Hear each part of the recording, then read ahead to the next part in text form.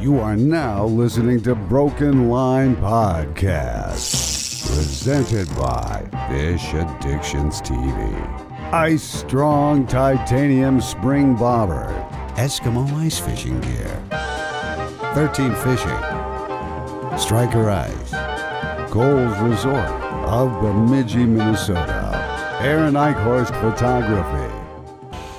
Hi, Aaron. Hey, how's it going? Wow, been a long time. It has been a while, has it not? Yeah, I had to bow out of the Brett King one due to a sick child. And before that, we figured out, we were just talking, we just figured out that the last time me and you just hung out in here and did this was towards the end of May. That's unacceptable. And but it's been a busy summer. Oh my God. Super busy. Yeah, we're going to talk a little bit about how summer's been, and I don't know. We've got a couple different podcasts lined up here to drop, and we're back again for another podcast. Feels so good, man. We're in. Feels so good. I'm just pulling up my notes. And then the last one, we hung some pictures, got the lights mounted up. Looks great in here, man. It's taken its time, but at the same time, when you got a daughter, I got a kid, I got the resort, you got job, we got fish addiction stuff. We've been gone, of course, at NWT all summer, so there's been just a lot of busyness, and It's not like we went away or anything like that. We're taking our time so we can unleash another load of awesome. Yeah. If I don't work, then we can't do this. Yeah, and you don't work, we can't do this. So, but no, the studio, it's slow, but that's a good thing because, if we were to do it all in one day, then it just looks too put together. Yeah, which we could. We could spend a day and just knock it out, but then it looks fake. We're just not. We're just taking our time. But this is cool because these pictures were donated from a listener. We got your award, of course. The award. Yeah, the picture from Jay Siemens, the family donation of that, and we got the. That's super cool. The spearing one, yeah. When we have the 1936 fishing laws that needs to be hung up, that was also donated by a person on the show. So it's like, there's stuff, and I got more stuff. I got a bin under here of more stuff. We just got to figure out where and why, and we just slowly keep adding to it. And I think by season 2, which we'll get into here soon, is coming up. Yeah. So because of that, we'll start season 2 of finishing the remodel of the podcast room. What is it today? Like the 12th? I have no idea. Something like that. And the Broken Line was born on August 26th. So it's coming up. Yeah. There's a football game today in Vikings, which, of course, you'll hit one of those deals where by the time you listen or watch the game, you already know the score. But preseason for that, it's almost season 2. This is the month we started the podcast last year, right? And we've almost gone a complete year, with the only factor of being this last month or so of a break, and that's really just been more of the fact of that's why we put out some extra ones throughout the season, the 0.5s. Yeah, that's why we did a couple broken spatulas to fill those gaps, and the broken spatula too is just something that. I kind of wanted to do it to break up the monotony. Yeah. Just to add a little something, But because of this break that we've had, we've now been able to gather, months more of content to roll into season 2, which we're going to be figuring out all kinds of stuff. And the breach of season 2 will officially release our new logos. We have with clothing, which we've said forever. Like, we're getting clothing. Well, we're officially at the break here. Did we explain on our last podcast about the clothing? Like, why? Because of the logo deal. The logo deal. We did do that. Took us a little bit to get we wanted our ideas to, down of course, regenerate the what's the Punisher logo, right? Like that was in it. We wanted to reformulate that into our own. Right. And that's like the secondary version of our logo, and we're still finishing details on the first one, and all that stuff's going to be full release season 2, which don't worry, like, oh my God, season 2, it's like, it's only a couple days away from season 2. It's, we're like by the time this airs, a little it'll over 10 be days. Shortly. Yeah, so we'll have new logo release. We're going to have clothing, and I'm super excited about the clothing, and I've got one lined up for you what I haven't told you about. So we got some clothing coming. It's a man thong. Pumped, dude. Pumped. The skull right in the front.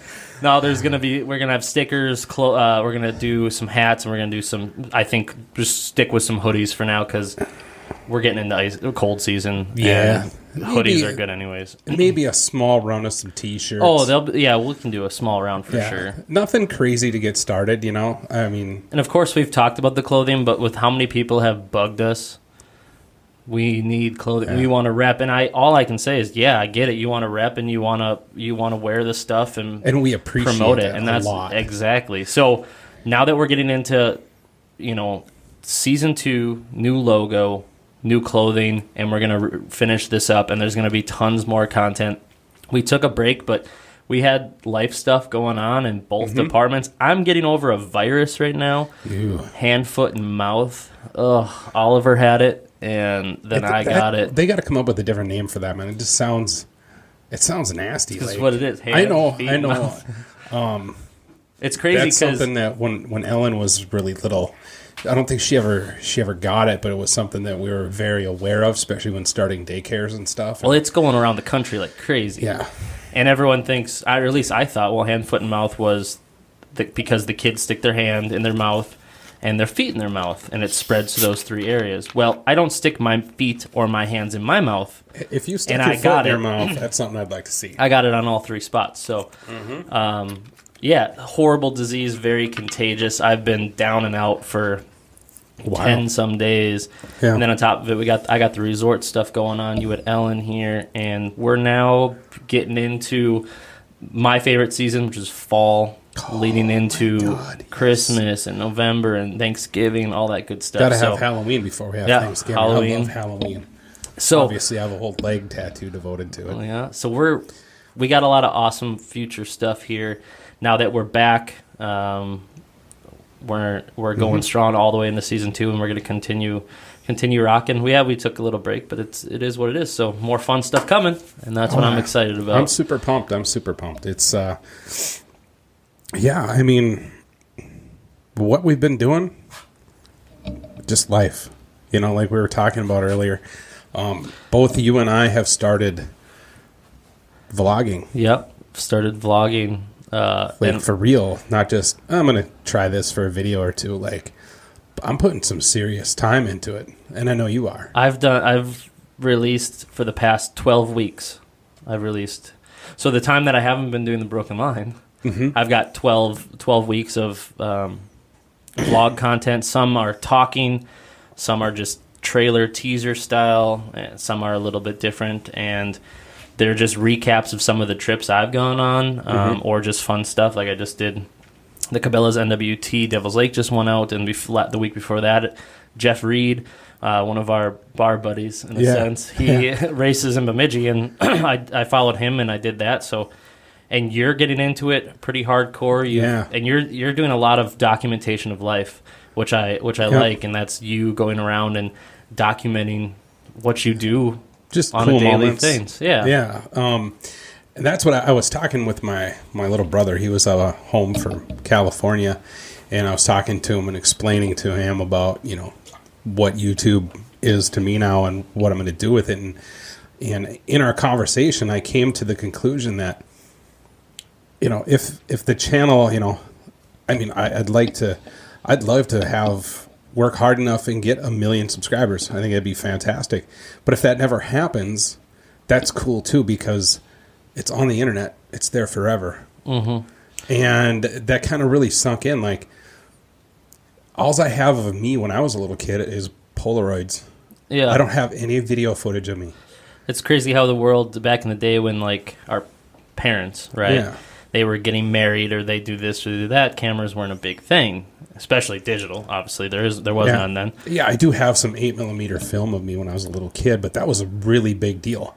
And now it's so easily accessed to have photos. Like our kids nowadays are going to have endless amount of photos of them, unlike when I was a kid, or for sure when you were a kid, or for sure when our parents were kids. Right. And now to be able to have everything accessible, and just like if you were filming off your phone, or taking photos, that's crazy. And the cool part is if Ellen ever wants to watch any of these videos, she can just From type in the wherever she link. I wants. don't have to search for a physical tape and some way to play it or mail it to her. She can just look it up. Yeah, look it up and watch it and And relive it's the memory. there forever. I have the same thing. I did a video, one of my vlogs I did, and guy commented on. He's like, "I love the video, but could care less about the music." And in my head, I thought, "This is for me, not for you."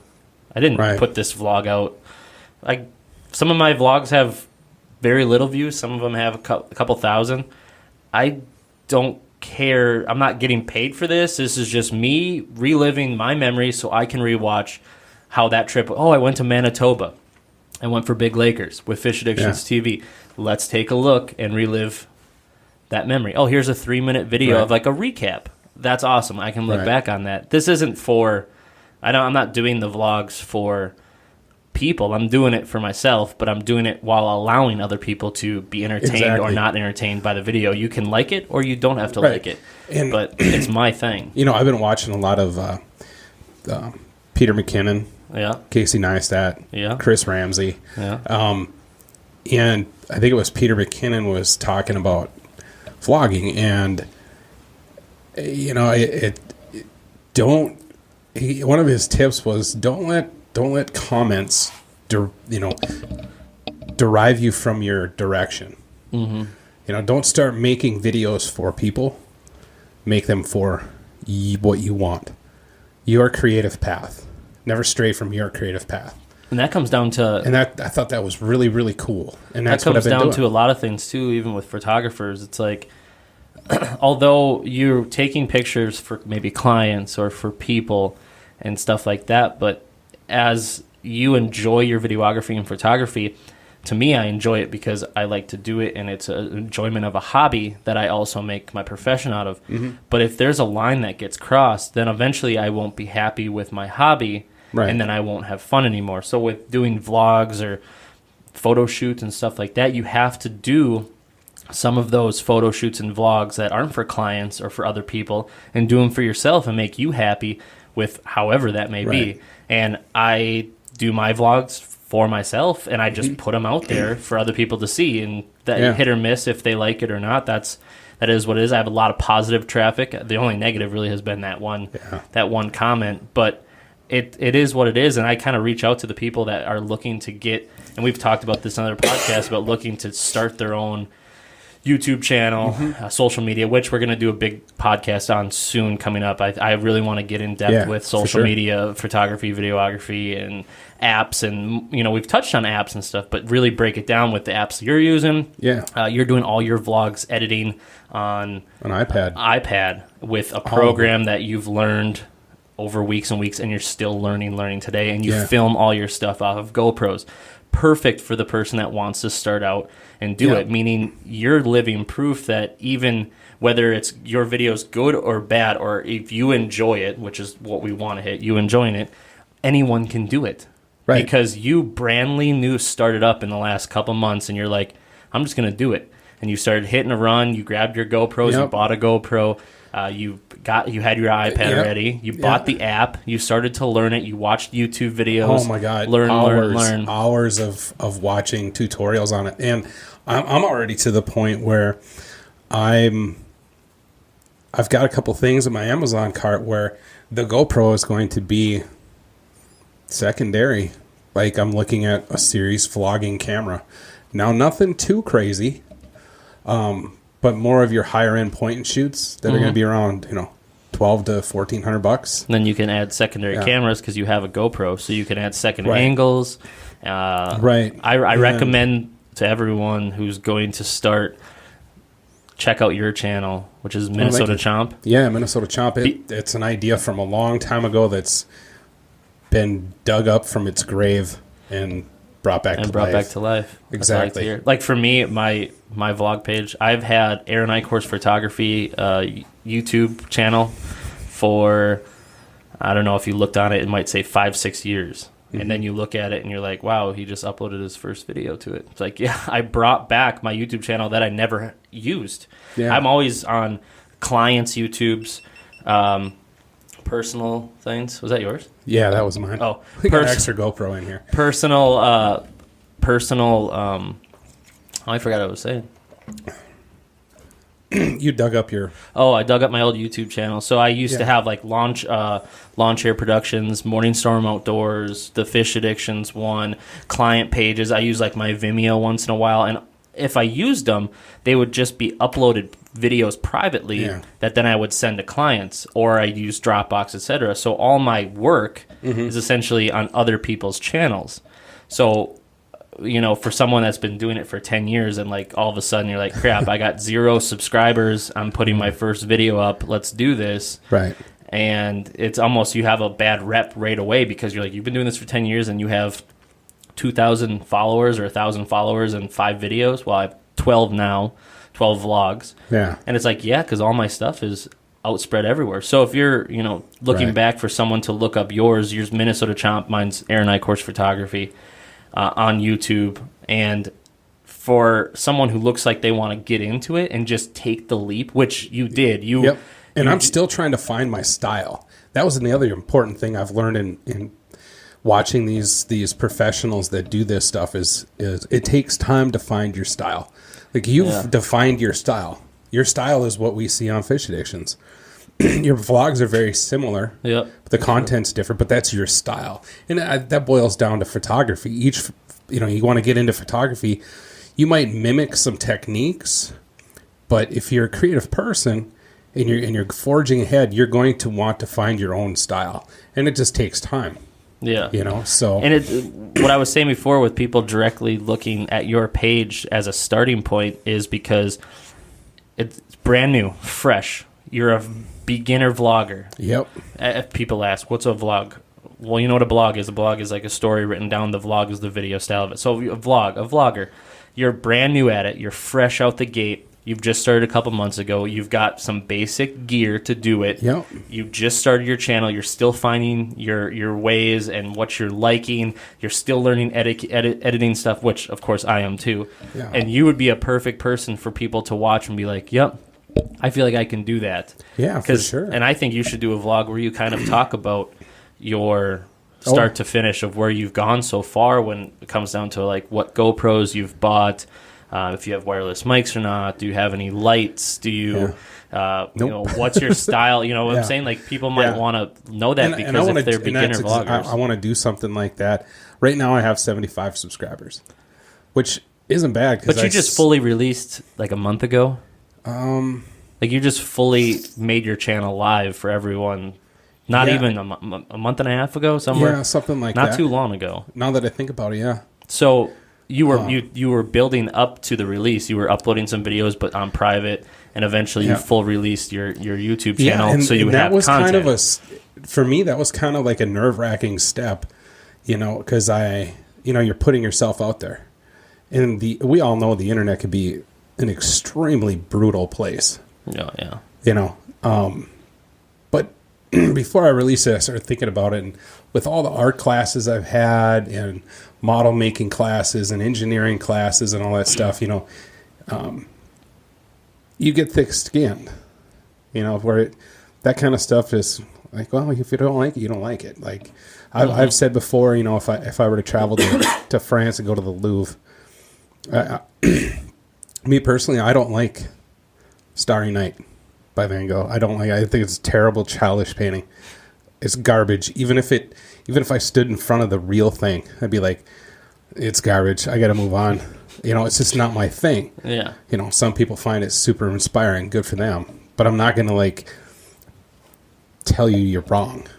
You know, it's art. All this vlogging and writing and photography, it's all art. It's open to interpretation, and it's an artistic fun. Path of reliving some memories. Vlogging, it's really easy to get addicted to it, like, and that's where I'm at right now. Like, okay, my Minnesota Chomp is my life, but it's majority of it's fishing. I have some stuff with my daughter that's pretty fun, but I'm kicking around the idea. I'm like, I have other aspects of my life that I'd like to show that have absolutely nothing to do with fishing. And I don't know if I would and it's probably something I shouldn't worry about, but I don't know if I would lose what little audience I have, or if I would lose some and gain even more. Because I'm an art guy. I don't think I've kicked around the idea of doing some drawings. I've told you this before you released your YouTube page. I said, you just need to take the leap, jump, do it, be you, and don't let other people have a say, because they don't. At the same time, I'm looking at this thing as, okay, I'm drawing this thing out, I'm sculpting this thing out. Do I want to keep the same theme? This is me personally. I've received nothing but thumbs up and good comments. I think your theme is your lifestyle. Right. Right now, as of right now, that's my feeling I get, because you're with your daughter at the park. Next thing you know, you're getting ice cream, and the next thing you know, you're in a movie theater, and then the next thing you know, you're fishing. So, I mean, you're jumping all over the place, but I think it's because it's your life, and your life has subcategories like artistic, painting, drawing, whatever, building ice fishing houses. There's subcategories to your lifestyle. But it's with how early you are, it's hard to even put a question onto it right now, I think. I don't know. Yeah. Well, and I will eventually do something. Like there's a little project that I've been putting off for years it's a 3D printed model, and I want to finish it. Right now it's completely naked. It's void of paint or anything or sanding. And I thought about doing that. Like, this is how you finish a 3D model. And I think I'm going to do it and just put it out there and see what happens. And if not, it's still a cool part of my life. That piece in itself was at a job that I really liked, and I don't work there anymore. And the good thing about it is, like, let's say watching any of my favorite vloggers out there, if I start a video, I'm like, oh, I already know that. Don't need to watch it. Guess what? There'll be another one tomorrow or in a week, etc. So if people don't like that, then there'll just be another one. The next one. That's true. And it's going to be completely different. The good thing about, I think, what we're talking about with vlogs here is you don't have to be in the category of description of vlog, but there's so many people out there that want to start doing outdoor videos and YouTube videos and stuff for social media. And there's a road you can go down where you just do like fun, weird videos, or you start doing like a weekly, a monthly, a daily vlog, and you start to gain that attention of what you're doing. If you're the type of person that goes kayak fishing or canoeing fishing, that's a cool category. If you're doing that and you do it once a week, maybe you should do a weekly vlog where you do a recap of your day in 3 minutes or whatever, and see if you get attention. I mean, it doesn't hurt to try. And I think the perfect thing is, with how many years I've been doing this for 10 years, just starting a brand new YouTube channel out of thin air and deciding to do vlogs, only having 12 vlogs on there right now. No commercials, no TV shows, none of the stuff that I do. These are just fun memory vlogs of myself. I have 12 of them. And you, a brand new video guy, brand new to video, starting your thing. It's your fault. A little bit. Starting your YouTube channel a little bit after mine, and doing a totally different style of vlogging. If there's anyone out there that wants to start vlogging or start getting into more YouTube videos, whether it be personal or not, or even start a YouTube channel and start at 0 subscribers and start working your way up like us. Like, I got 1,000 or 2,000, 3,000 subscribers. I don't know what I have. It's not much. So we kind of look like a joke in most cases, but that's the part where if you want to start, we're kind of the perfect people to kind of come along on the adventure with us. Start a YouTube channel and see where it goes, because we're both brand new starting a YouTube channel. How many listeners did we have the day before we started this? 0. Yeah, not very many. That's just another way to do it. Yeah, so that's the way I look at it. Yeah, some of our things hit a couple hundred, some of them hit 7,000 people listening, etc.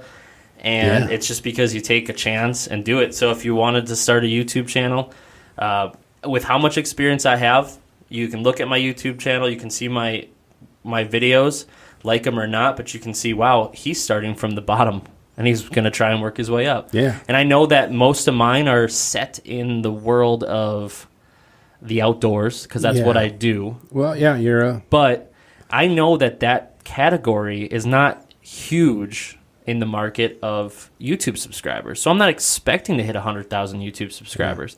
And honestly, I don't care if I hit YouTube subscribers because I'm doing this for me. Right. And that's what I'm doing. And so if you're looking to do a vlog or a YouTube channel or starting fresh, look up Minnesota Chomp, look up mine, Air Night Course Photography, and kind of follow us along and work with us. And maybe we can help you. You know, we both have YouTube banners that we've customly created.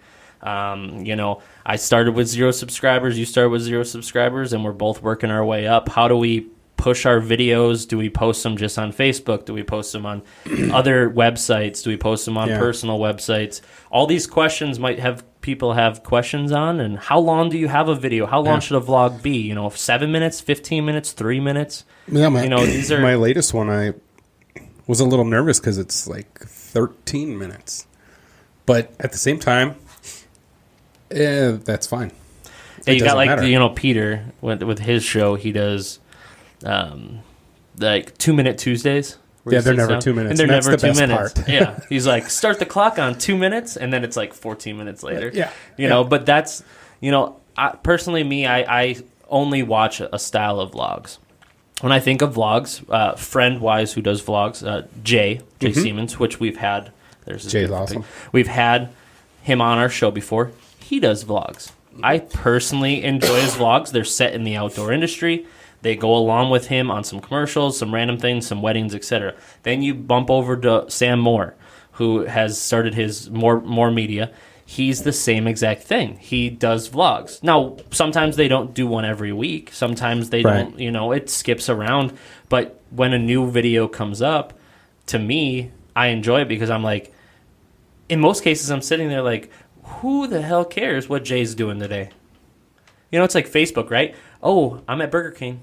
Who the hell cares that Aaron's at Burger King? Right? Well, there's some people that care. Yeah. So when you jump over to a vlog, you're basically showing people / yourself the memories of what you're doing that day or on that trip or on that vacation or in that city or whatever. And yeah, I like watching Jay's because he's based in the same strategy as me, the outdoor industry. Yeah.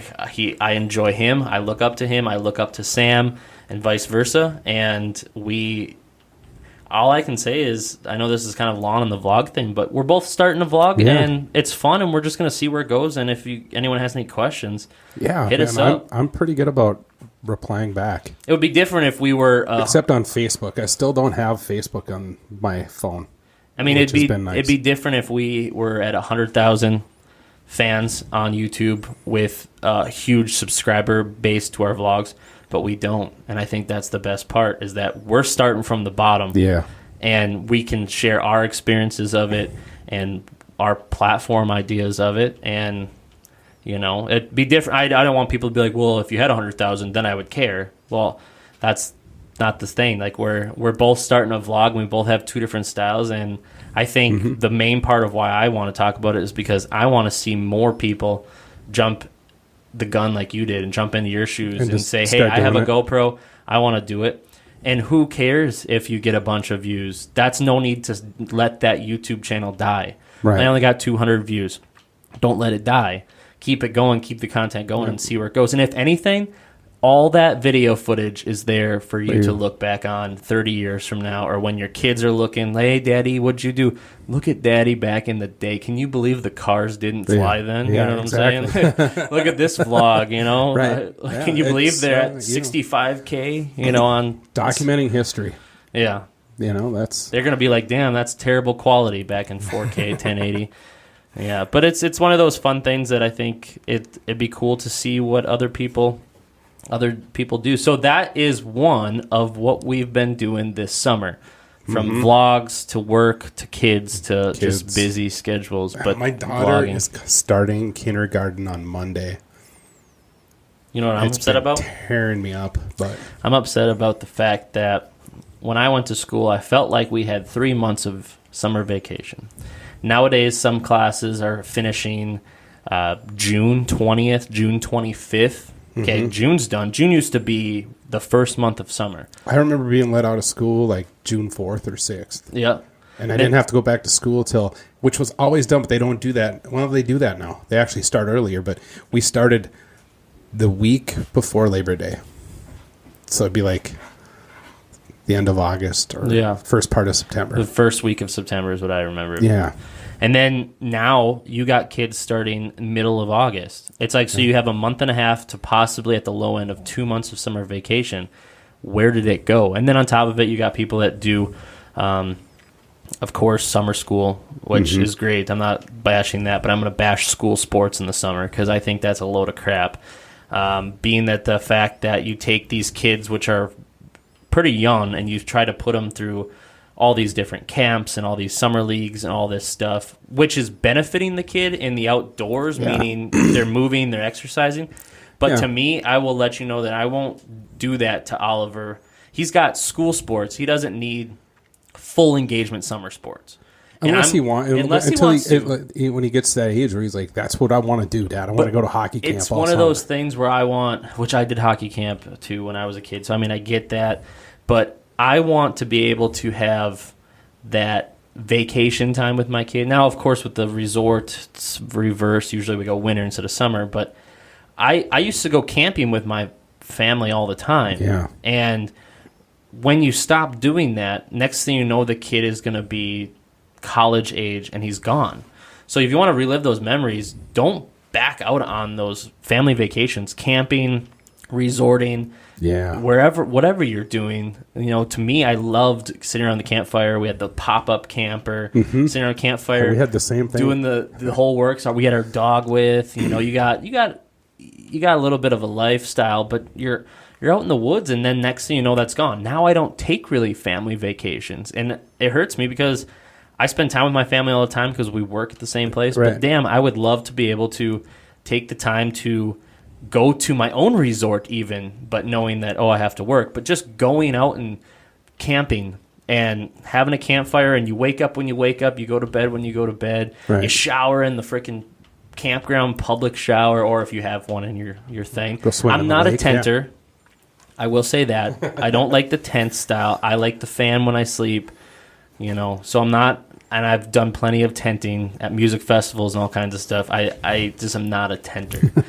But that's what I'm kind of upset at is with school sports and early or late school get out and early school start, I think is stupid because me with the family owning a resort, which is made off of 3 months of living, and it's shut down by only a month and a half because school sports only sometimes give people a week off or vice versa. And it sucks. Yeah. And I mean, if we could all live in a world where we didn't have obligations, you know, maybe we should all go back to the bartering system instead of cash money. Like, I will trade you 2 hours of crappie fishing for a large pizza. All right, let's do this. We'd have so much more free time. We'd have so much more fun. Right? But life would be harder working, but in a beneficial... Bartering is your job. Like, you wake up in the morning, you're like, well, I'm going to go barter for some breakfast. Yeah. That's what we did before we had currency. Well, back in the day. You know, and eventually... trade beaver pelts for bacon, man. I bet you eventually the world would be back in that same situation. Yeah, we never know. But, that's life. So, so you had Ellen... And now she starts school, so how... That's tough on me. Yeah, it's tough on me, but she's super excited. I Skyped with her the other night, and she had to take a placement test for the school that she's going to. And this test determined which teacher she would get. And her test, based off 100 points, she got a 95.5. Now, I don't know what was on this test, but... she did very, very well, according to her mom. And I was super proud of her. And so when we Skyped, I played dumb. You know, like, I heard you took a test. You know, how'd you do? You know, and she whispered it. I did really good. I was like, I was really good. She's like, I almost got 100. Boom. And then we just cheered, and it was great. Boom. It was great. So she's coming back in December. I'll have to get to know her again. Is it over Christmas? Yeah, for 10 days. I'm gonna fly her up. Yeah, save the. Yeah, that makes sense. I only got 10 days, and I don't want to spend 4 of those 10 days driving. You know, 2 down, 2 back. So I'm gonna have her fly up. Makes the most sense. Yeah. Save on time. But she asked how you were doing, and Oliver. She's a sharp kid. She is smart. Yeah.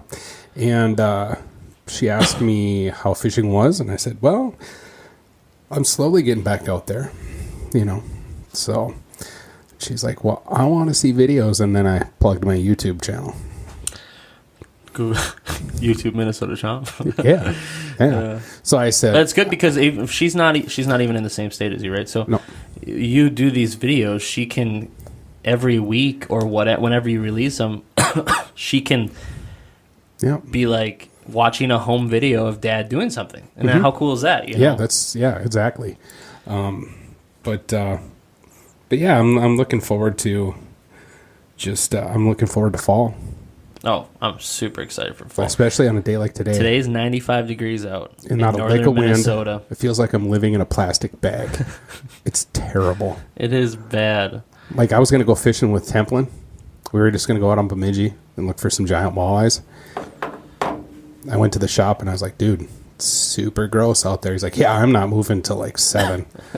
And I was like, okay, I get that. Well, I'm bowing out because I've got this to do. And this summer we've had a lot of wicked curveballs with weather. We started out super wet, super rainy, and then we hit some stormy, times, and then now we're in this dry spell where it's just like, of course the smoke from Canada is down here right now because Canada, there's burning forest fires down there.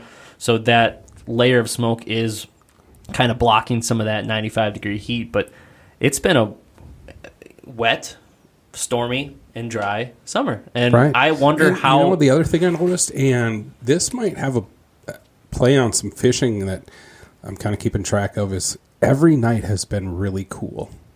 We haven't had like a 72-degree night. Everything has been like even tonight, it's going to drop down to like 60.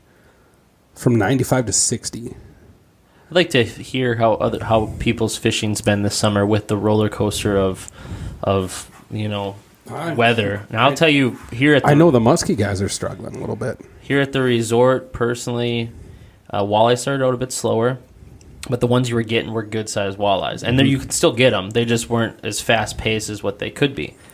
Panfish have been hot. Bass have been on fire. And the northern have been doing pretty dang good. So it's been a weird season because it could be a crappy day. Next thing have the cold fronts move in and the temperature shift. And like you were saying, these storms, they just would pop up out of nowhere. Yeah. And they were just a little bit of like a little crack of thunder and some rain. It was like, hey, some serious stuff's going on. Well, we had a tornado touch down right in Bemidji. Well, we have had... A little tiny one. But in that 4th of July 1 to 2 weeks, we had 4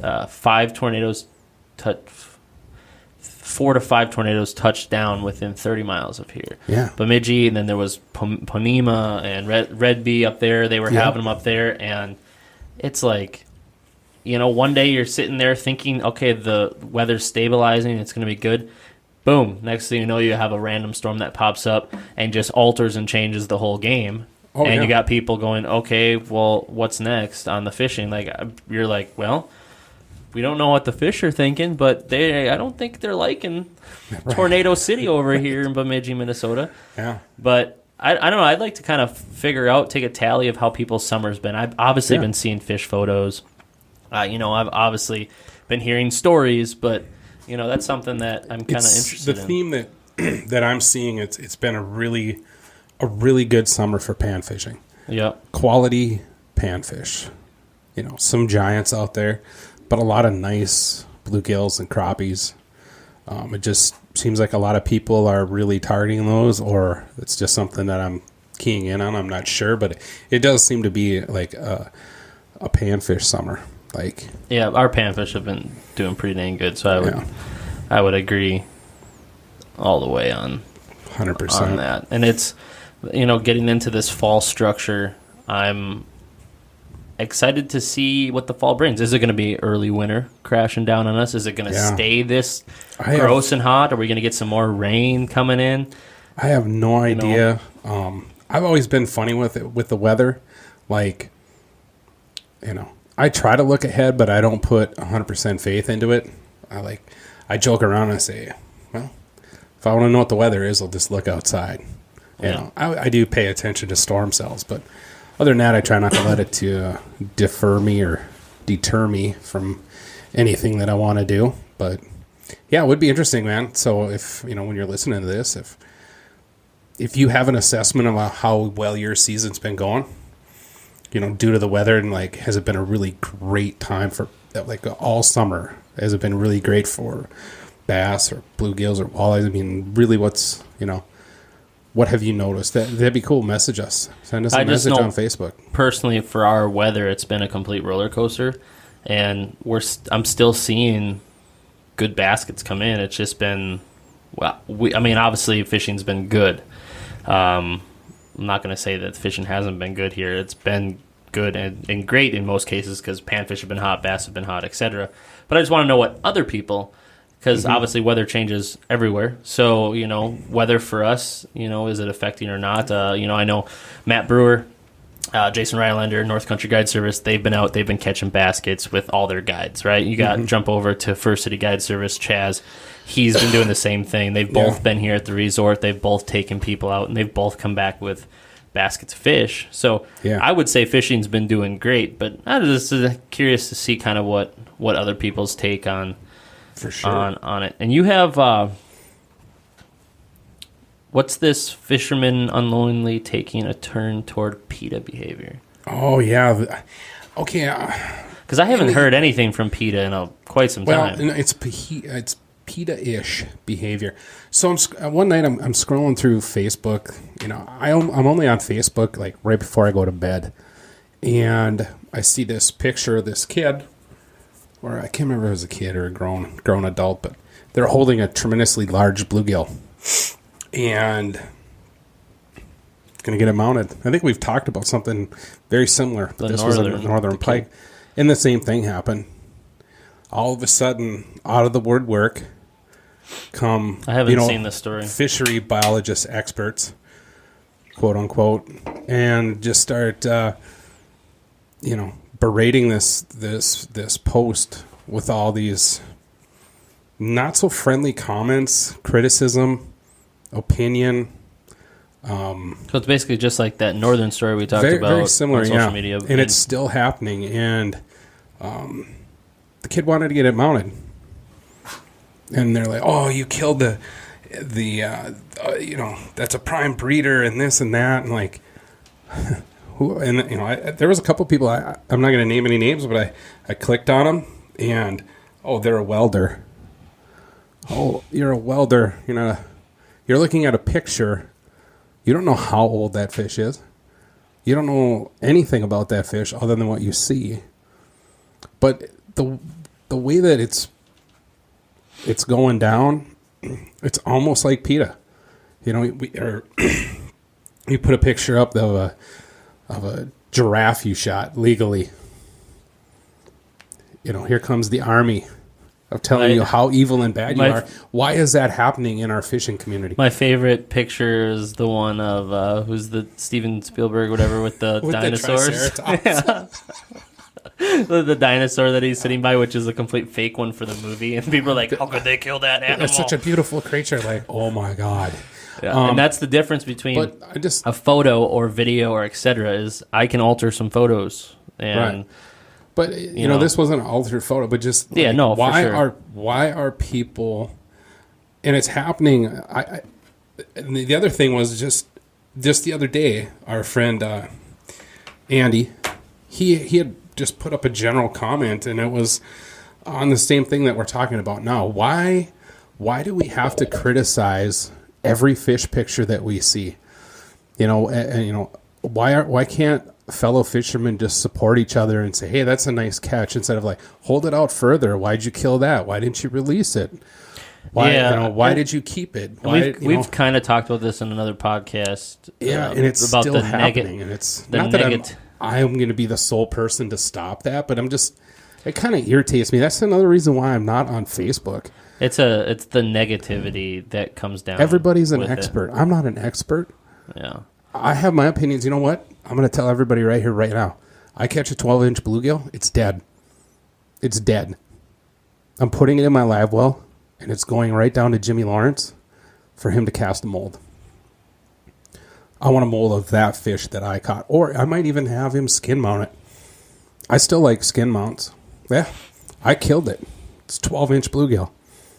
It's mine. Does that sound it's greedy? a fish that might never ever be caught again. It is a trophy You know fish. what? And I don't have the education or the equipment to age that fish right there to say, oh, wow, maybe I should let it go. It's only 3.5 years old. Or, oh, wow, that thing's 11 years old. Yeah. I don't have the education. I don't have the knowledge. I can't just assume that every fish, is going to get. And that's the other thing too. That 12-inch bluegill, he ain't going to be 12 and a half next year. Because Aaron, you're 6'2".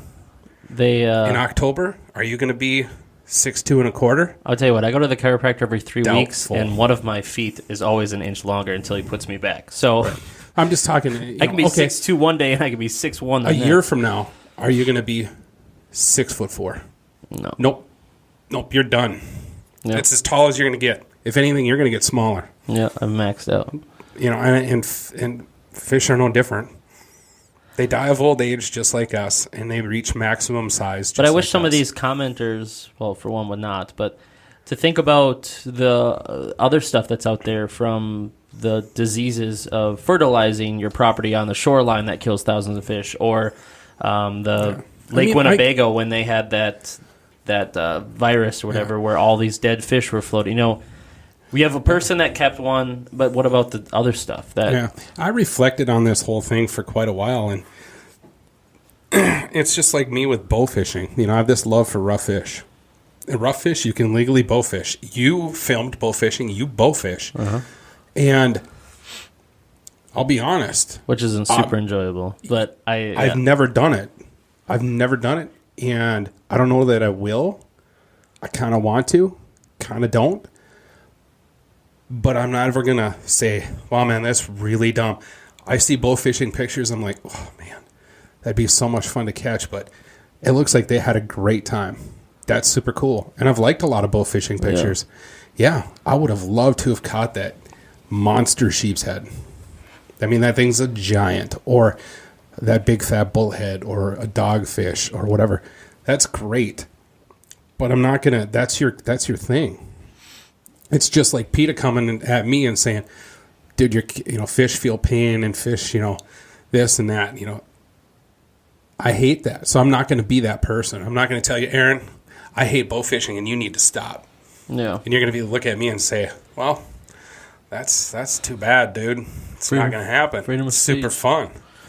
So, I just like to see more people supporting, people that catch fish and want to put them out there on the internet. If you don't like it, just move on. Mm-hmm. I don't like broccoli, but I'm not going to set my mission out to rid the world of broccoli, because there's other people that like it. I think it's gross. I love broccoli. There you go. Steamed I move butter, on. I don't order ranch. it. I don't order. I move on. So you don't go on Facebook and badger broccoli eaters? No. You should. Just kidding. I want to read this to you. Okay. Story time with Aaron. Yeah. So, southern Minnesota has resulted in charges against a Minnesota lake couple who are caught with 273 crappies in their position. I read this. After exploiting a hot bite on Fairmounts Lake in Sesseton Lake. Sesseton, yeah. Yeah. So what comes to mind when you think of that? Not only with the photo thing topic we were just talking about, but with someone I abusing read the comments system. about it. Again, yeah, that's not cool, man. First of all, What's your roll off of what's your take on properly keeping limits and why it should be strongly used to actually physically? well, especially with panfish. I mean, bluegills right now are starting to make a really nice comeback, and people are protecting the big ones. But yeah, limits are in place to protect fishery. They were 253 crappies over their limit. How many they caught? Over They what? caught 273 and they were 253 over limit. Yeah. I mean, We won't get into where those people were from, but when I first saw that, well, let me get back. Let me get back to my feelings on limits. Limits are good. Limits need to be there. Do I think the limits are high on some species of fish? Absolutely. That's my opinion. But I do my thing. For years, I bought a Minnesota conservation angling license. And the conservation angling license only allows me to keep half of what the state regulated bag limit is. So I can only keep 3 walleyes. Yep, because you have the license that's saying I'm good with 3. That's all I need. Yeah. That's all I need. But when I first came across that article, my first thing was, damn, they know what they're doing. Because I've been out plenty of nights and struggled to catch 2 crappies, let alone 300. I've also had 300 crappie days, but let them all go. But they said that they originally denied their limit of 10 crappies each when they asked to open up the apartment freezer. They removed 25 bags of fish averaging 9 to 10 inch crappies. 9 to 10 crappies to a bag. 2/3 of the fish were frozen in the round. I mean, going through your head of a legal position of 20 per person, or 10 per person being 20. Yeah.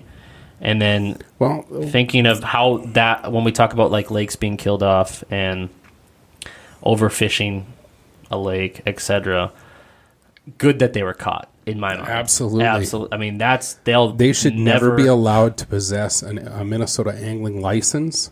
They probably got that. Ever again. Let's see. 60 years old, facing possible fines, orders of $3,000 if found guilty. Mm-hmm. They definitely should. One of them didn't even have a license. Or, no, that's a different group number. So they should definitely, in my mind, not be able to fish in the state of Minnesota legally ever again. I mean, it's not like they went 30 over, 40 over. When you do 253 over, are you feeding a village? How many crappies can you eat in 1 year? Man, how do I talk about this because we live in such a sensitive world? I believe both individuals, I'm going to try this. I might get some flack for this. I'm not a racist person at all whatsoever, but these individuals are from an Asian country or a foreign country. Let me restate that. A foreign country where their lifestyle, and I've seen it documented on Anthony Bourdain's show, where he travels. You see these people just carrying baskets of small fish to feed their family. And most of them have large families. Restaurants in foreign countries often go to local rivers and get fish, lots of fish for that day for their restaurants. And I believe that these individuals, that's what they grew up with. And that's what they tried to do here. They got caught this one time, but what upsets me is they got caught this time, but how many times have they done this? That's the other thing. Yeah, and it's not like they're coming from another country or coming from a different place where they don't know the rules, because you need to know the rules when you're entering a county or a state or even a reservation. Right. You need to know. And this brings me to the next point. In order for us to hunt, we need to go to firearm safety. Correct? Mm-hmm. This may sound ridiculous, but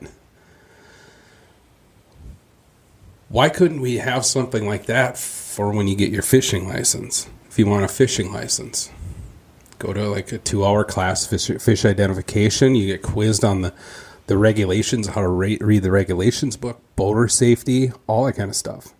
Mm-hmm. Nope. Because there's a lot wrapped up in there, because you also have, like you just quoted, boater safety. Boating safety, and then it's almost expected that you should just take the manual for that state and read it. Yeah, you think a little synopsis at the gas station. But you think people that go from South Dakota to Wisconsin to fish, you think those people, when they get there, they grab that book and they sit down and they read the whole thing so they can learn everything? No, because I've heard it. I've heard it at public accesses before, where I've even been asked, excuse me, sir, I'm from out of state. How many walleyes can we keep? And I, gladly tell them, well, you can keep 6 between a certain size or whatever. And then I, when they're gone, I shake my head and I'm like, wouldn't you not know the regulations before coming didn't the person hand them the book? Oh, you're from out of state. You should probably, read our synopsis so you know what the hell you're doing. Yeah. It's not like a driver's license where all the roads are the same. Well, no, and to totally break that, what you just said, like, let's say we went to Spain and we rented a car from Hertz. Yeah. And we decided to drive on the wrong side of the road, which would be the right side of the road by us. Right. Or etc. There's rules in that country that you need to know and you need to follow. Right. So them, whether they're from out of country or not, those people, yes, have they done it before? If so, how many times? And if they haven't, this is the first time. And that's what brought in my idea of like, well, maybe in the future, like when Ellen needs to buy a fishing license, you got to take the 2-hour class where you're going to learn fish identification, bag limits, boater safety stuff, how to transport fish legally, frogging, frogs, that a lot of people skim over that. They don't know that there's a limit on turtles. There's a limit on frogs. There's a whole section on bow fishing. There's sections on ice fishing. Yeah. Dark house spearing, all of that. Even if it's an accident, right? There's no, this is what we've done all of our life, etc., whatever. That, to me, still isn't, it was an accident. That's what it was a complete accident. Even though they said, no, we don't have our limit, and then there's a lie, and then they found it. If they said they don't have their limit, they obviously knew that there's a limit. Exactly. And then on top of that, you should have known the laws. It's just like driving in any state or other country, there's laws. Same with alcohol. You go to Mexico, well, can you drink at 18? Yeah, you sure can. You need to know those laws. Right. With everything. You just need to know that stuff. And I don't know how many times I've entered a new state to do something, or for us, if you're going on a reservation, you can't just start filming on a reservation. You have to get a permit to film on a reservation. So you have to find that stuff out. Sometimes it's as easy as Googling. Sometimes it's easy as asking someone else if they can point you in the right direction, grabbing the book at the, bait shop or Walmart or whatever. But you still need to know. I don't know all the laws in Minnesota. I mean, why would I? Right. Unless I'm going to specifically do something. If you told me, hey, let's go fish for some drum, I'm going to look at you and say, well, okay, I picked a bad one because that's, whatever kind of fish, rough fish. But ask me trout. Yeah, trout. There's one, because I don't know what the limit for trout is here in Minnesota. But I can't just sit down and start fishing without knowing and expecting to keep without knowing the rules based on the county or based on I'll go trout records. fishing. I have no clue on the limits, nor am I going to look them up because I'm not going to keep them. 100% guaranteed I'm not going to keep them. I'll still fish for them. Yeah. Same thing. Well, you could ask me about drum. It's a rough fish. I don't think there's a limit on them. I'm not going to keep any. Yeah, so it's one of those questions that you have for people like this, whether you can play stupid or not. I'm definitely glad that they. I'm a big outdoorsman. Love to hunt. Love to fish.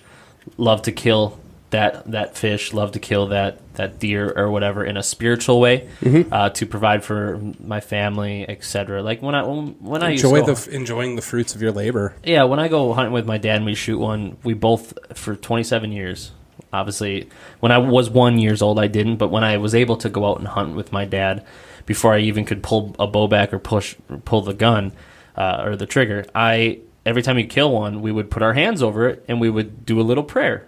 Still to this day, we still do it.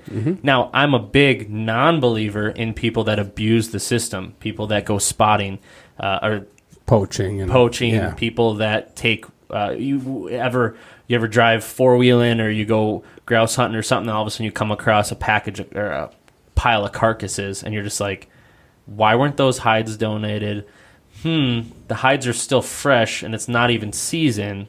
Right. Obviously, these were illegally killed. And I'm a big... There's a season for a reason for population growth, population management, and all these other reasons. And I don't like, as an outdoorsman, someone who breaks those laws and takes what's not theirs, because then you're going to have a downfall in that lake or that population, or you're going to have a downfall in deer, which affects the whole nature chain that's out there as us as humans. Right. Or you want to go and break the rules and still go get your 10-piece at McDonald's, then go do that. But and the excuse of, well, I got to provide for my family. Well, there's programs where you can get, free food. And there's also dollar stores and all kinds of stuff. There's also programs in the hunting industry for people that need more than one. Let's say like the in-town license where no one else can hunt, but those people that have the in-town ones, or you could take this many or that many, etc. And it just doesn't have to be done illegally. No. And I'm also, which we've had this conversation before, I'm a big fan of the providing for the family like they did years upon years ago, without having to fight the fact that there's someone watching you over your head. If I want to kill this deer and feed my family with this deer, there shouldn't be a specific time of year to do it. Like, I still kind of feel that way, although I just stated, of the population growth, all that good stuff. But use it to the full ability. I was just four-wheeling a week and a half ago, and I came across a pile of carcasses. I'm like, November, fall time. This is fresh. This is against the law. Here it is on, state property. Mm-hmm. And it comes just back to these people who, go out and they take all those fish. What are they going to do with it? Were they planning on selling it to a store? Like I said before, it's a lot cheaper to go buy groceries than it is to hunt or fish. Yeah. Technically speaking, it really is. By the time you pull a boat, you buy your, you've got your license, you buy bait, you have rods, reels. Huh. There was a picture on Facebook of a Ranger boat fully set up in the vehicle, and it listed off the price tags next to it. And they said, when you sit down and have this beautiful fish fillet sandwich or this beautiful, deep fried fish, that is a $150,000 plate of fish, exactly. As a joke. It's people. I mean. Yeah. Well, it's going to go on, but it's good to see that obviously conservationists, conservation officers do their job. This was an extreme case. I don't have any citations or anything like that. I mean, I've screwed up. I'm going to tell a story. The first year I bought a conservation license, all summer was going great, and then came fall, and I got a sweet invite with a cool buddy to go jig wrap some walleyes. And for those of you that don't know, it's a sweet bite. They're all just schooled up together and they chomp. I mean, you can have hunter fish days, walleyes. And so we were out there having a blast, and he said, do you want to keep a few? I'm like, yeah, all right, let's do it. I'll get my 6 and we'll call it a day. And he's like, great. I kept 6. I get home and I start filleting. I get through the second one and I look over. And I said, something ain't right here. Forgot. Had a conservation license. Should have had 3. Yeah. Mm-hmm. Breaking the law. Breaking the law. I felt terrible about it. So what I did was I filleted those out and I brought them the other 3 fish, the other 6 fillets. I brought them to a friend. It was the best thing I could do to justify in my head, the damage that I had done, I guess if you want to call it, or try to right my wrong in a good way. But yeah, I felt terrible about it. So it only took that one instance for me to all right, if you're going to keep doing this conservation thing, you got to remember this stuff. It was like the only time that was the only time that year, whole fishing year, that I kept fish. Interesting. That I think had a factor in it too, because I'm always a catch and release kind of guy. Yeah. I mean, I like to eat fish. I'm super, super lazy. You want to see me go to sleep fast? Hand me a fillet knife. I'll pass right out. You know how many times this summer I've talked to guests about the Filet-O-Fish sandwich that we made? The crappie. I want that again. We need to do that again. The hog crappie sandwich? The hog crappie sandwich or whatever, yeah. Pig crappie. Broken spatula, pig crappie. Yeah, and I talk about it all the time to people. What was their opinion on it? Well, because it came up like this, we'll start out with one instance. Someone came up to me and they said, and this is a nice mini topic. Someone came up to me and they said, they're staying at our resort. Mm-hmm. So they aren't fish eaters like crazy, let alone barely fishermen at all. Right. But they want to get out. They're on vacation for a week. They want to get out on the lake. They want to catch some fish. So heck yeah. They tell me that they caught 3 fish. That sounded cool. Sorry, I'm opening a Pepsi, guys. They caught 3 fish. Okay. And it was they didn't get out till middle of the week. They were only out maybe 1-2 days. They ended up catching 3 fish in the morning. Storm came through. It was for nighttime. It was their last night, and they were disappointed that they weren't able to do a fish fry. No, they caught 4 fish. Sorry, and they had like 3 or 4 people. So they're like, this isn't enough for 3 or 4 people. It's 3 fillets. It's not gonna do justice. So I told them. They came in and they're like, okay, so we don't have a deep fryer, or you know how we have a lot of people that come here, they bring that big pot thing with that's connected to their propane tank, and then a big bowl for deep frying. And not a lot of people travel with those, but there are quite a bit of people that do, surprisingly. So they were asking, well, how do we do it? How do we fry them up? And I was saying, well, traditionally you could do over the stove, over your stovetop with a pan, a little bit of oil, and then we sell shore lunch or whatever that you can batter with egg, etc., and cook it up. And they're like, but is this going to be enough? I was like, oh, if you have like fries and stuff like that, you each get a fillet, it should be good. And then after that, they were like, can you do it? Can you fry it up for us? Because we have the deep fryer there. And I'm like, let me tell you 2 other options. And this goes to anyone out there who enjoys walleye, bluegill, crappie, etc. And you are just kind of sick of the old traditional way of eating fish, which is just deep fried. So then I told them about Anthony, one of our Fish Addiction staff members. He has shown me in the last year and a half, the baking thing, right? And we talked about this in Broken Spatula. Being able to bake it or do it over the grill. And of course, all of our guests have grills and they have an oven, so they can bake it. And I'm like, little salt, pepper, lemon, a little bit of oil, a little bit of pepper. You're going to be golden. It's going to be great. I said that would be a perfect option. But I said, but you still just have four fillets, and that's not really going to be enough for the 4 or 5 people that they have. I think they had 4. So I said, and I brought up the situation of Broken Spatula on the crappie with the cheese, instead of doing the shore lunch, but doing the baked version in the oven for like the 15 minutes or whatever. 2 cheese for the last minute, the Hawaiian bun or a normal bun. You could grill it, toast it, and then adding the Jack Daniel's, honey mustard on top of it. And I'm like, if you ever go to McDonald's and get a fish fillet or get a fish sandwich anywhere, this is it. And you get your fillet, you have a sandwich built. It's a good-sized sandwich. Like if you were going to have a burger, you're not going to have 2 burgers. You're going to have 1 burger. Because you're also going to have a side, which would be your fries or coleslaw or whatever you want. And they're like, holy crap. And I was like, literally, if you have 2 people and you catch 1 good-sized bluegill, 1 good-sized crappie, 1 good-sized rock bass, 1 good-sized anything with a decent body, and you catch 1 fish and you have 2 people, you can complete a dinner off a Minnesota fish, off 1 fish, by just doing it that way, which would just be you fillet the fish out and you each have a fillet, and that fillet gets turned into a burger style sandwich. So by doing that, you're adding the bun, which is filling more of yourself up, plus that slab of fish, plus you're going to have some fries or some coleslaw on the side or some beans, and you got yourself a meal off 1 fish. So we just did this whole thing with the 200 and some fish, all that good stuff. Yeah. There's options for people to change it up from the basic deep fried. And if you don't have a lot to catch, and you're like, man, we only caught 1 fish, and there's 2 of us, well, we're just going to throw this 1 fish back.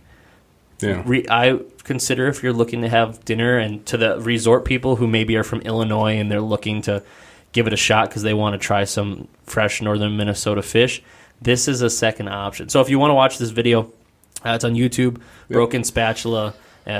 We've only done like 3 or 4 of them, and we're going to do some more. It'd be really easy to find that one. Yep. Yeah. And that one's on there, and we go through the whole talking points of cooking it, and it's so good to we be break able down to the make ingredients and everything, like Don't forget that slab of ham for that fish sandwich. Doesn't matter what kind of fish it is. That was Adding that was piece the of other ham thing is too. key. Was adding the ham with the cheese, and you could sear the ham if you wanted before, thinly sliced, and that's awesome. Speaking of the broken spatula, when I was in Devil's Lake, Mike, we were talking about grilled cheeses, and Mike's like, you know what would be super, because we were eating pickles, and we had cheese, pickle, and bread. We forgot the meat in the fridge, and I'm like, I'm hungry, I'll eat it. So I take the bread, open it up, put the pepper jack cheese, and then place pickles on it and shut it, and I started eating my sandwich. It was actually really good. We use the Snap pickles from a gas station that come in the bags. And Mike's like, basically it's a grilled cheese, not toasted. And Mike's like, oh my gosh, you know what would be a super good grilled cheese? A pickled grilled cheese. And I was like, we did that. I was like, we did episode 1, the grilled cheese, where I did the pizza one, or I did That was our first broken spatula, wasn't it? Yeah, and you did the thinly sliced pickle one, and it was a bomb grilled cheese, which I haven't ate tonight, so I'm kind of craving it now. Yeah, I'm getting hungry. But that's just kind of getting tossed in there with the whole resort thing. The pickle thing was just a side topic, but just the sandwich thing. If anyone's looking for another way, there's over 3 different versions to cook fish, whether you have a lot, a little, or a medium amount of fish. And there's healthy versions from the and when I say, healthy on the grill or healthy in the oven, it's delicious. And because there's a lot of people that they fish a lot and they just get tired of the same old way of eating fish. But any fish that comes out of one of these lakes is healthy. Yeah, or better for you. And I recommend the sandwich. I think that's it's a meal, and all you need is 1 fillet per person to have a great little meal there. But that was my. Awesome. I want to do one more topic, and then I want to get into that box. Oh yeah, and then we'll wrap this up here. I'm actually stealing one off of the next one. Yeah, that's and we'll fine. just rewrite a new one. So. What do you do when you start planning your fall big fish hunts? Ooh. Is that okay to talk now before we get into the next one? I think so. It's a pretty good topic. We're middle of August. Yeah. So being that September's close, yeah, is that one that we could steal? Sure. Let's talk about first of all, what do you mean by big fish hunts? Well, fall going all the way up to ice up, September to December. You're in search for big fish. It's a great time of the year to catch really big fish. Some of the biggest fish that swim in any body of water, but they're still not easy to catch. But they're a little bit more on the prowl. So a lot of these big fish, like especially muskies, largemouth bass, big northern pike, even big crappies and bluegills, they are feeding. They're getting ready for winter. And the weather's a lot nicer for fishermen. It can also be a little bit more colder. When's your transition mark between that? Is it just when the temperature just starts to feel like fall? When the leaves start turning, we start having nights, more consistent nights in the 40s with highs during the day in the 50s, that's always a good sign. And fall also congregates large groups of fish, like I was talking about earlier on Lake Bemidji. These walleyes will school up in deep water. There are some big ones mixed in, but it's just large numbers of them, and you can literally sit over top of them with your boat on a calm day and vertically fish right over top of them and just catch a pile of fish. I'm excited about fall because that's my favorite time of year. Crappies do the same thing, and leads into what do you want to do? I like to go out there to have fun, maybe keep my conservation limit. But in the fall, though, I transition. My brain transitions into hunting big fish, whether it be bluegills or bass or heck, even a walleye. I have this weird theory I've been working on for years, and it's loosely based off of human behavior as well. And I don't know if I've talked about this on here or not, but I'm a big guy. I'm 3 beans, I'm close to, 300 pounds. I like to stay cool, man. Like today, it's 95. I went out once, and then I returned back to my structure where it's shady and a little cooler. I'm close to my food source. Yeah. And that's where these big fish live in the heat of the summer. You know, like big muskies, they come out and they feed at night. That's why my muskie buddies are like vampires this time of the year. They're out there till 1, 2 o'clock in the morning. You know, these big fish I don't think they like heat.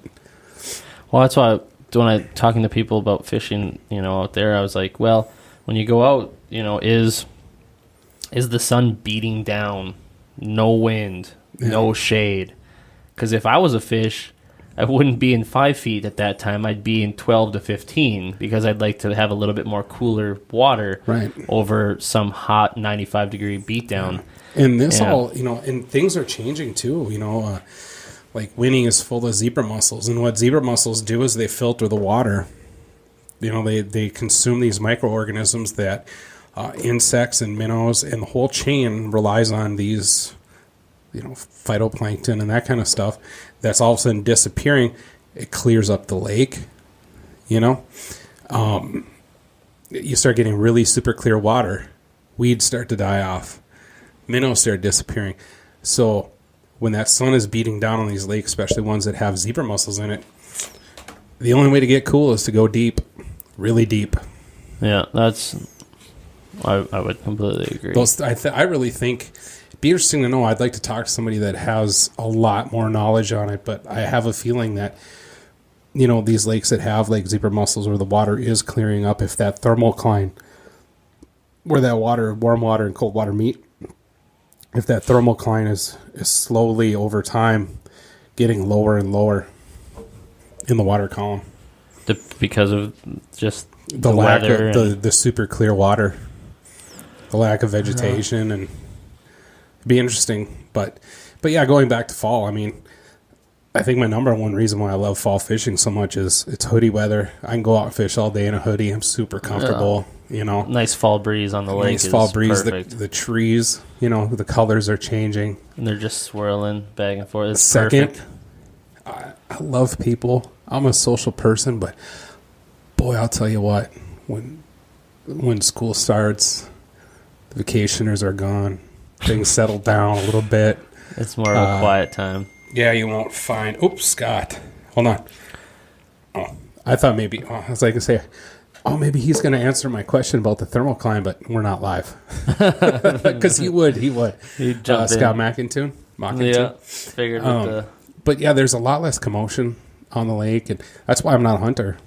I've talked about that before, telling my dad that I didn't want to deer hunt. I thought he was going to be real upset with me, but he was bummed out. But all I wanted to do was fish because there was nobody on the lakes, and I find that a lot in the fall. And guys, and that's cool, man. Hey, you love to fish, definitely. but you love to hunt. You love to duck hunt. You love to duck hunters and fall fishermen. They're beginning. I've actually been say, hey man, thanks for the help. I'm motoring around the lake looking for fish, and I'm kicking up ducks to guys that are hunting, and they're like, yeah, thanks, buddy. Yeah, because it is a true statement. Here at the resort, specifically on our chain of 3 lakes, the boat traffic goes from 85 to 95 down to 20, 15. And you might not even see very many boats. You probably know at all. 12 or 13 of those guys on those boats. Probably. And that's the other cool thing. You're out there. It's October. There's another boat out there. Like, yeah, I know who this guy is because, hardcore fishermen fish in October. I love October. That's the way I look at it. And I know some hardcore fishermen that are like, you know what? I'm also a hardcore duck hunter. I'm also a hardcore bow hunter. They'll go fishing when the bow hunting isn't looking that good. The forecast, or duck hunters, they'll go fishing when it's going to be bluebird skies in the fall. But yeah, that's another reason why I like fall fishing so much. It just, the lake's quiet down. The weather's also way more consistent. Yeah, that's true. You can. The storm season's kind of done. It's pretty consistent all the way until that first snowfall, and then you're like, "Is it going to snow again?" And then it could go back to being warm after that, and then like 2 weeks later you got another snowfall. But like all the way up until that first snowstorm, it is pretty level-headed. You don't get violent swings in temperature. Things just are slowly cool down until that one day, like you said, snow, or you wake up and there's skim ice on everything. You're like, oh boy, here we go. It's here. Which, like last year, our first episode for Fish Addictions, Andrew Kraft and I were in that very same spot in a boat 3 weeks prior to that episode. And we filmed it. Catching we were in a boat catching crappies. And we did a podcast where we showed some of those pictures. Yeah. And that's just cool stuff. That's another one of my favorite aspects of fall fishing.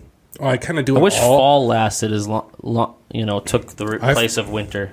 I wish we had 2 seasons, fall and winter. Fall and winter. I really do. But I do it in the summer, but I really, really start getting into it in the fall.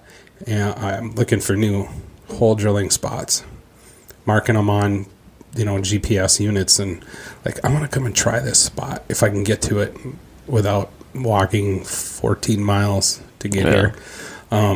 That's another thing I like doing a lot, finding new fishing spots for wintertime. Once we break into fall, we'll definitely have some fall topics that we'll be talking on. Of course, you got hunting season coming up on top of it. There's a lot of fun stuff. Reason number 800.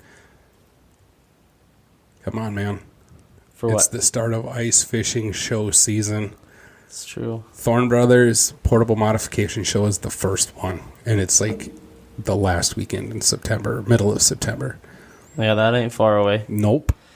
And then from there, it's show after show after show. And this year, we're doing the Fargo.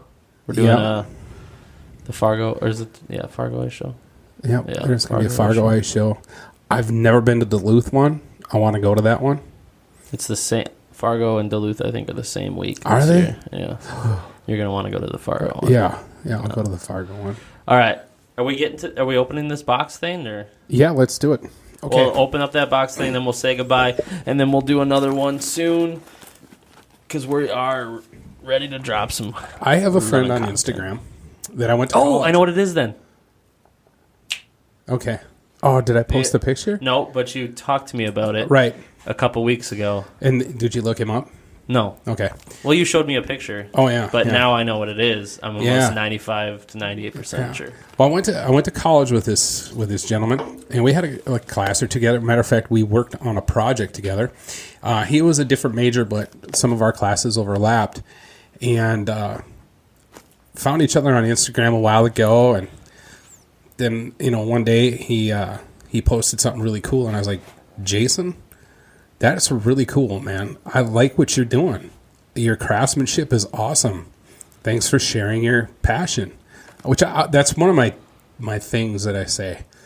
Thanks, like photographers and stuff. It's almost like you're a positive influence on other people on their creativity, artisticness. Man, it takes a lot. It really does take a lot for people to share what they really enjoy. Mm-hmm. It really does, especially when it comes to... Well, with the world of negativity, people are scared. Especially when it comes to doing art.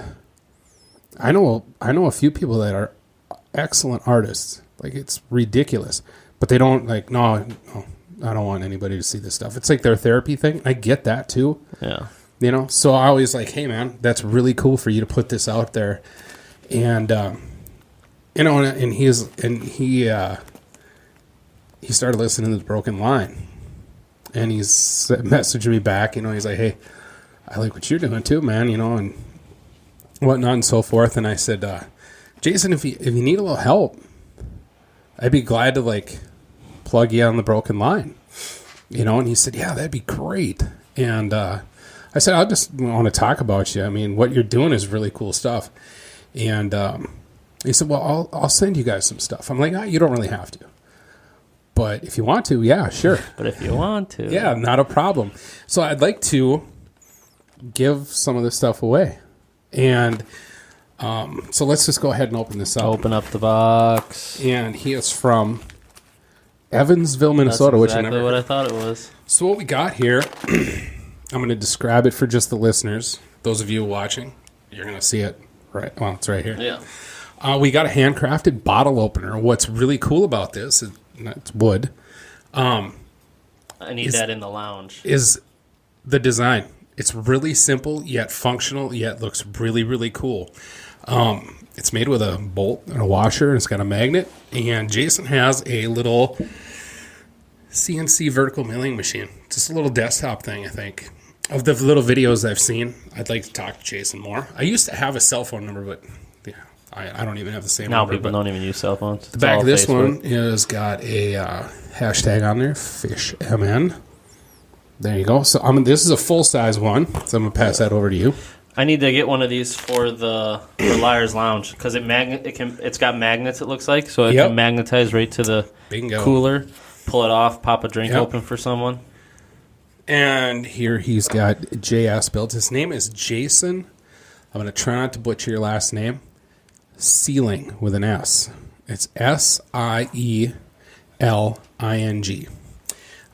So I'm going to show that off, and then here is his. Right now, he said he was working on a website, but right now you can contact him through Instagram and or Facebook. So I'm going to hold this here for another second or two. So there's a little wooden coaster. It's a super, like when you look at it, you're thinking, "Oh my god, it's just a bottle opener," and it is. But It's cool. like the format because everyone in the bottle for bars and stuff. What do we have? We have the metal one, right? The one that's yay big that has a metal top thing on it. But like for resorts or for people in their personal home bars and stuff like that, this is it. It's got two magnets on it that magnetize. It's wooden.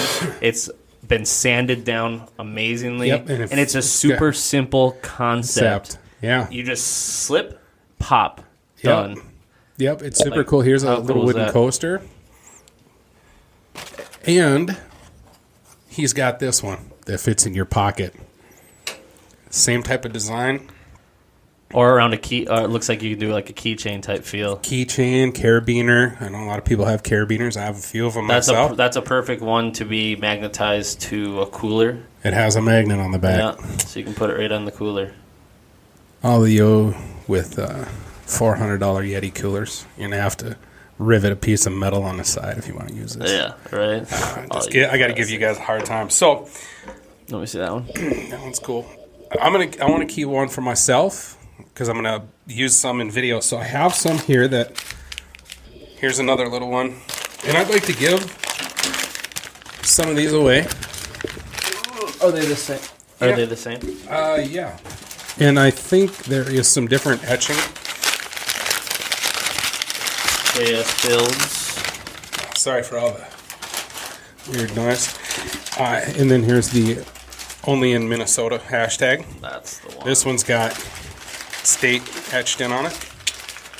And man, he really does some really cool, beautiful work. There's that one. I'll open up this one too. Here's another little one. Super, super, super, super cool. So, yeah, should we give one away or? Yeah. I'll be honest with you folks. Most of the beer I drink is either in a can or it pulls or it's a twist off. But Jason is a really, really cool guy, and he's got some really neat stuff going on. His Instagram's really cool. He just made a really neat tic-tac-toe type board. He's an artist. He's an artist with the mill. And so I think we should come up with something to reward some of our listeners with. Absolutely. Should we just do a straight Facebook one, meaning that we will post on Facebook a photo or two of this with a description of how we're going to do it? So for all the people listening, go to our Facebook page after you listen to this, and tell you what, we'll do a giveaway for it. The Facebook one, and I think we should do Instagram too. Okay. So there you go. So go to our Instagram page, give it a like, Broken Line Podcast, and then we will, and follow, and we will release a photo with what we want to, and how you can get a chance to win this. Yep. And after this episode comes out for Facebook as well, we will do a post maybe a day or so after this is released with a a couple sweet photos of it with information on how to win one. It is a custom-built a magnetized bottle opener, super sweet. I don't know what kind of wood it's made out of, but it's beautiful. It's got a really cool, nice finish on it. And the design, like I said, is super, super badass. Absolutely. So anyone who out there that likes to drink anything that has a tough top to open. Yeah. Shout out to Jason, and we'll give one away. Sealing. I'm terrible with last names unless it's Olsen. So we'll do a couple here. But yeah, perfect. So we're cool. Back. Broken Line Podcast. We're gonna release some more awesome content, like I said, and just kind of working our way back into it, just to release some sweet stuff with a sweet giveaway on top of it. And yeah, Broken Line Podcast. Yeah. Let's go eat. I'm hungry. I'm starving. All right, I'm Aaron. I'm Patrick. And this is The Broken Line. Bingo. Feels good to be back. Missed you, buddy. Missed you. Thank you for listening to Broken Line Podcast. Don't forget to follow us on all our social media. Like, share, comment, and subscribe.